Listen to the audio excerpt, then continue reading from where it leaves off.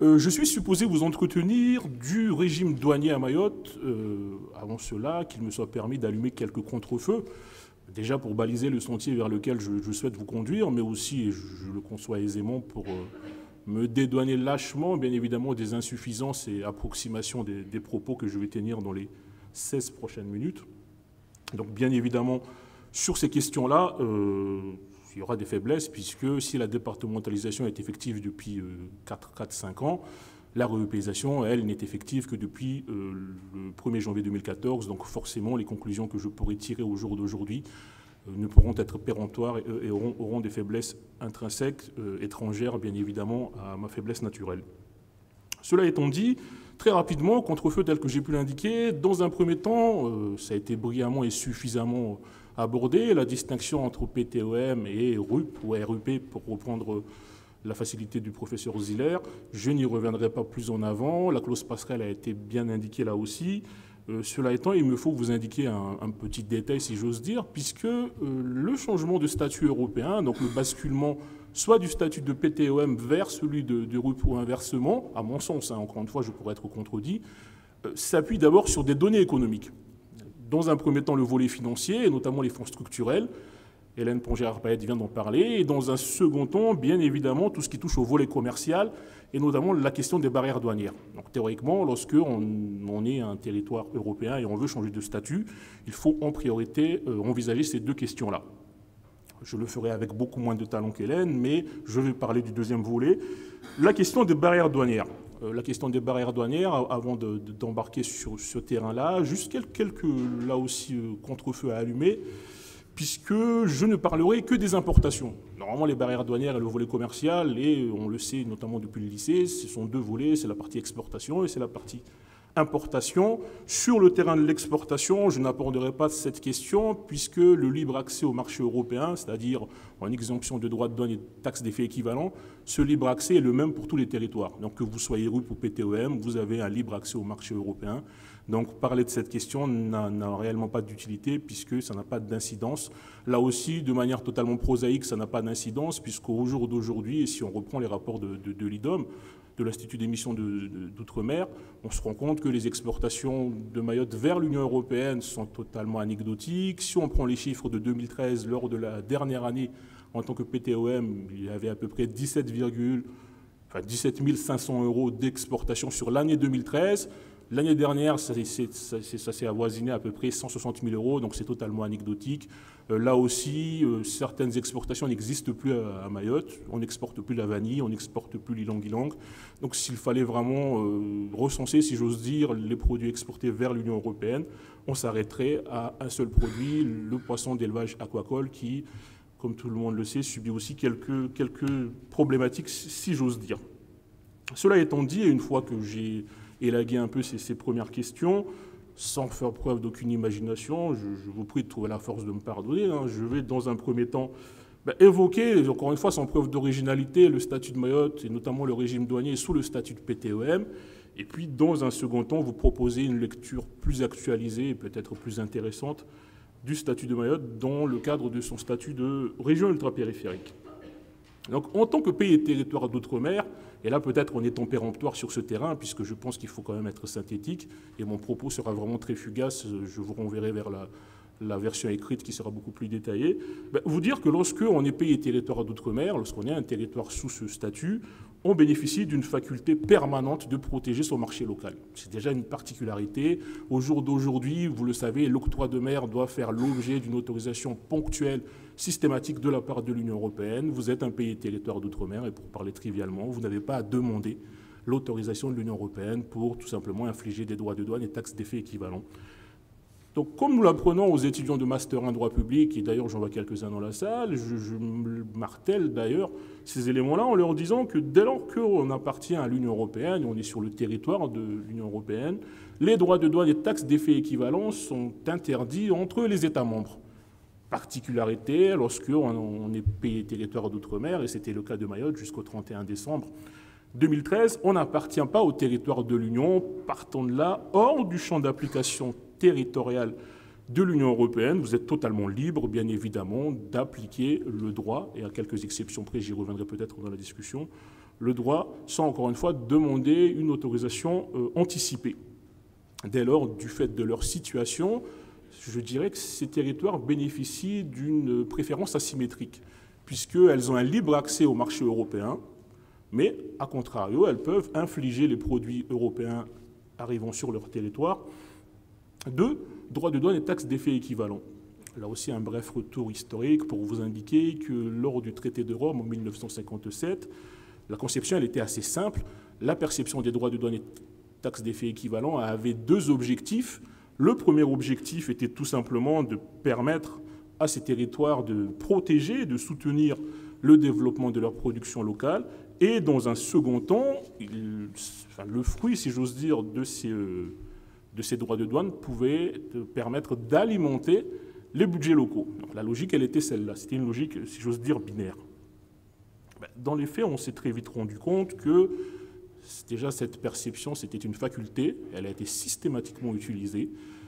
Si on prend les différents pays et territoires d'outre-mer, on constate que le niveau de prélèvement douanier moyen avoisine les 20%. Donc systématiquement, cette faculté a été utilisée. Que l'on prenne les pays et territoires d'outre-mer français, et je pense là bien évidemment à Mayotte, mais on peut évoquer Saint-Pierre-et-Miquelon, on peut évoquer la Nouvelle-Calédonie, ou encore, bien évidemment, Saint-Barthélemy, qui a choisi cette voie-là. Les îles Vierges britanniques, les Antilles néerlandaises, elles aussi appliquent cette perception, en tout cas cette faculté, juste pour vous indiquer que c'est une faculté prévue par le traité, mais qui est utilisée systématiquement. Là aussi, une petite particularité, au-delà de cette utilisation systématique, les barrières douanières ont été utilisées à des fins exclusivement budgétaires. Et à mon sens, il y a peut-être là un élément qui peut être problématique à des fins exclusivement budgétaires, puisque, tel que je vous l'ai indiqué, le raisonnement originel était tout simplement que l'objectif premier de la mise en place de cette taxation était de permettre de protéger les produits locaux de la concurrence des produits européens. Puis, à titre subsidiaire, donc si nécessaire, les recettes douanières pouvaient servir à financer les budgets locaux. En réalité, la logique a été inversée. Et je vais juste vous donner quelques chiffres, notamment pour éclairer le cas de Mayotte, pour démontrer cela. En vertu de son statut de pays et territoire d'outre-mer, Mayotte bénéficiait de la faculté donc, de ponctionner sur les produits européens arrivant sur le territoire des droits de douane. Jusqu'au 31 décembre 2013 à Mayotte, le régime fiscal reposait en grande partie sur la fiscalité indirecte et plus particulièrement sur les recettes douanières. Juste quelques éléments pour éclairer cela, de manière synthétique. Les recettes douanières à Mayotte étaient composées de deux catégories, si j'ose dire, de prélèvements. D'un côté, nous y avons les droits de douane stricto sensu, qui étaient tout simplement, qui frappaient les produits non originaires de l'Union européenne. Et nous avions ce qui était convenu d'appeler la taxe de consommation, qui, elle, frappait tout produit importé indépendamment des origines, de l'origine du produit en question. Quelques chiffres pour essayer de justifier mon analyse et vous indiquer qu'en 2013, lors de la dernière année en tant que pays et territoire d'outre-mer, et si on prend les chiffres encore une fois du rapport de l'Institut d'émission d'outre-mer, le budget du département de Mayotte avoisinait les 360 millions d'euros. Les seuls droits de douane, donc droits de douane stricto sensu et taxes de consommation, ont rapporté près de 96 millions d'euros. Je facilite très rapidement la division et vous dire qu'à l'aube de la rupéisation, plus d'un quart du seul budget du département de Mayotte était constitué des seuls droits de douane et taxes d'effet équivalents. Partant de là, deux conclusions se précipitent, si j'ose dire. Dans un premier temps, il est facile de mesurer l'importance des droits de douane dans les recettes du département de Mayotte. Et puis, dans un second élan, très rapidement là aussi, l'abandon du statut de pays et territoire d'outre-mer pose la question, bien évidemment, des mécanismes de compensation. Forcément, lorsqu'on perd les barrières douanières et les produits issus des barrières douanières, il faut bien évidemment trouver des compensation, et c'est sur ce terrain-là que j'aurai une lecture plus actualisée, peut-être beaucoup plus critique. En tant que région ultra-périphérique, si en tant que pays et territoire d'outre-mer, j'ai pu indiquer qu'il y avait une faculté permanente prévue et protégée par les traités, et vous le savez ici à La Réunion, le statut de région ultra-périphérique induit une faculté certes, mais une faculté temporaire de protection du marché local. Depuis le 1er janvier 2014, Mayotte a choisi de devenir une région ultra-périphérique. Partant de là, elle a abandonné le droit de protéger son marché local au moyen de barrières douanières. Fort heureusement, et je mettrai des guillemets à ce fort heureusement, cette perte a été compensée par le bénéfice de l'octroi de mer, un dispositif que connaissaient déjà les 4 vieilles institué par la loi de 1946. Donc cet octroi de mer, en tout cas dans l'esprit, était censé compenser la perte des barrières douanières. Cela étant, cette transposition a soulevé des difficultés, soulève encore des difficultés, et d'ailleurs, je parlerai de manière beaucoup plus générale, le dispositif d'octroi de mer en lui-même,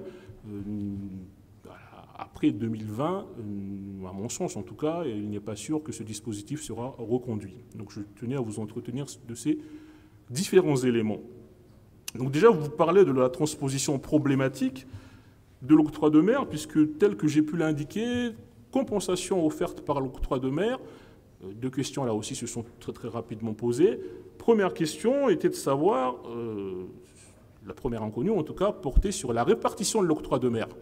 Fallait-il que le produit de l'octroi de mer revienne exclusivement et atterrisse directement exclusivement dans le budget du conseil départemental?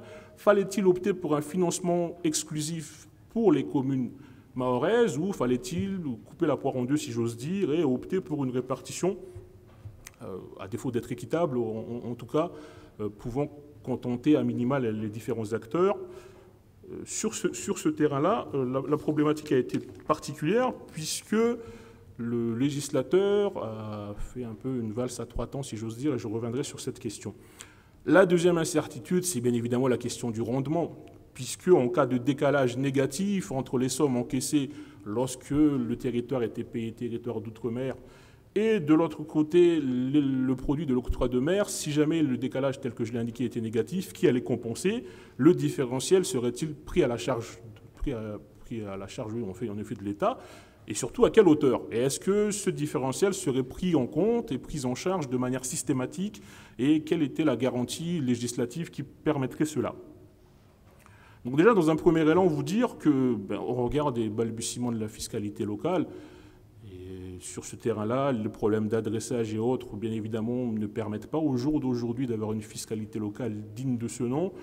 On aurait mauvaise grâce à reprocher cette compensation via l'octroi de mer. Forcément, elle est salutaire et bien évidemment, on ne peut que la saluer. Cela étant, et là aussi une particularité, le législateur a, dans un premier temps, estimé que la dotation globale qui réunirait, si j'ose dire, le produit de l'octroi de mer serait affectée intégralement aux communes. Avant la départementalisation, donc en 2010, c'était l'option qui avait été choisie. Une ordonnance du 19 septembre 2013 est revenue sur ce schéma et a décidé de ne plus affecter l'intégralité de cette dotation aux communes, mais d'opter pour un mécanisme de plafonnement. Pour être un peu plus clair, juste vous dire qu'au-delà d'un certain seuil, le surplus allait donc être versé à la collectivité départementale, je m'excuse du terme, plutôt au budget du département de Mayotte. Bien évidemment, de manière prévisible, ce choix allait pénaliser les communes mahoraises et cela n'a pas manqué puisque en 2014, les premières recettes de l'octroi de mer étaient estimées à environ 70 millions d'euros. Les communes ont touché peu ou prou 20 millions d'euros, tandis que le département a touché donc le surplus de 50 millions d'euros. Ce déséquilibre, bien évidemment, a entraîné des conséquences dramatiques pour les communes mahoraises. Le législateur s'est aperçu de cette problématique et a opté pour un plafonnement inverse, notamment à travers la loi de finances de 2014 où la part de l'octroi de mer revenant au département cette fois-ci a été plafonnée à 24 millions d'euros et dorénavant le reste du produit de l'octroi de mer va être affecté aux communes. Donc une petite valse à 3 temps qui, tel que la Cour des comptes a pu le dénoter, montre quand même un certain manque de préparation puisque bien évidemment on parle quand même de chiffres et de conséquences et d'enjeux qui pouvaient quand même faire l'objet d'une certaine particularité, un certain traitement. La répartition, telle que je vous l'ai indiqué, cette répartition est problématique, mais le rendement est également problématique, puisque les projections prévoyaient bien évidemment que la disparition des barrières douanières allait entraîner une baisse conséquente du budget du département, et de manière là aussi totalement logique, il a fallu prévoir, si j'ose dire, une dotation de rattrapage en tout cas de compensation, une certaine subvention d'équilibre. Et la loi de finances, là aussi, de 2013 a dû prévoir un prélèvement sur les recettes du budget de l'État pour financer, compenser cela. Le montant de cette subvention d'équilibre au jour d'aujourd'hui a été fixé à 83 millions d'euros. Là aussi, compensation totalement salutaire. Ma principale critique sur les modalités de répartition et sur, là aussi, ce mécanisme de subvention, c'est tout simplement qu'aucun mécanisme législatif ne prévoit sa pérennisation. Rien n'interdit au jour d'aujourd'hui, pour imaginer le pire au gouvernement, de baisser, d'annuler totalement, enfin en tout cas de le baisser cette compensation, et rien ne pourrait bien évidemment l'obliger à maintenir cet élément-là. Très très rapidement là aussi, donc je l'ai indiqué, la disparition des droits de douane et la compensation s'avère insatisfaisante, mais l'octroi de mer en lui-même est assez problématique, puisque là aussi, tel que je l'indique à mes étudiants, cet octroi de mer qui frappe indistinctement les produits locaux et les produits importés, peut faire l'objet d'une différence de taxation pour les produits locaux, en raison des handicaps structurels relatifs à la production de ces produits. Cela étant, et là aussi, il y a une analogie qui est à effectuer par rapport aux dispositions qui sont prévues dans les pays et territoires d'outre-mer, les régions ultrapériphériques doivent justifier, bien évidemment, la raison d'être de cette discrimination, de ces différences de taxation. Or, au jour d'aujourd'hui, il n'existe à ce jour aucun instrument. Et encore une fois, je mets tous les départements et régions d'outre-mer, en tout cas toutes les collectivités de l'article 73 dans le même sac. Il n'existe aucun instrument qui permet de déterminer, de visualiser, tout simplement de mesurer l'effet de l'octroi de mer. Donc encore une fois, en 2017, lorsque la Commission européenne demandera à justifier le maintien futur de cette disposition, j'ai bien peur que l'on n'ait pas grand-chose à dire et que donc forcément la pérennité du dispositif est problématique. Là aussi, cette épée de Damoclès peut avoir des effets dramatiques pour les budgets des collectivités. Je conclus, puisque Madame la Présidente m'y invite, déjà pour vous dire que le panorama est un peu négatif, est un peu noir. Dans l'Antiquité, on avait pour coutume d'ôter la vie au messager lorsqu'il était porteur de mauvaises nouvelles. J'espère que je sortirai d'ici sain et sauf. Cela étant, il faut quand même que je vous dise quelques éléments et que je vous avoue quelques considérations auxquelles je crois, si j'ose dire fermement. Déjà, dans un premier temps, vous dire que la réeuropéisation est récente, donc les conclusions que j'ai pu évoquer là, bien évidemment, ne peuvent avoir aucune force définitive, bien évidemment. Et dès lors, je sollicite l'indulgence de l'auditoire pour les erreurs de jugement que j'ai pu, bien évidemment, prodiguer. Toutefois, tel que je l'ai indiqué, j'ai la faiblesse d'être animé par deux croyances. Dans un premier temps, et je parle sous le contrôle des économistes, et notamment François, je te regarde, tu me reprends de voler si je me trompe, il me faut vous indiquer, en tout cas c'est ma croyance personnelle, que les barrières douanières, qu'elles soient sous le statut de pays territoire d'outre-mer ou sous la barrière, si j'ose dire, de régions ultrapériphériques, qu'elles soient déguisées, explicites ou implicites, je ne pense pas que les barrières douanières puissent être des mécanismes au service d'un développement endogène. Là aussi, le béotien que je suis pense vraiment fermement que seule la compétition et la concurrence peuvent permettre d'aboutir à ce genre de fin heureuse et que la protection, encore une fois, je parle sous le contrôle de François, je ne pense pas que ces éléments-là puissent permettre d'aboutir à un développement. Un dernier élément, puisqu'il me reste 33 secondes, et vous dire que André Gide a pu écrire que choisir, c'est renoncer. À mon sens, cette admonestation est totalement indolore lorsqu'on parle des RUP et des pays et territoires d'outre-mer, puisque contrairement à ce que peut avancer encore, continuer à avancer une partie de la doctrine, rien n'interdit au jour d'aujourd'hui, demain, dans quelques années, dans des décennies, à une région ultra-périphérique de demander à redevenir un pays et territoire d'outre-mer et un pays et territoire d'outre-mer de devenir une région ultra-périphérique, encore une fois, indépendamment de leur statut en droit interne, puisque, à mon sens, là aussi, une statut, ce n'est pas une fin en soi, c'est tout simplement une enveloppe au service du développement de chaque territoire, et c'est à chaque territoire, et notamment à la population, de définir cet objectif-là de développement économique et social. Je vous remercie de votre attention.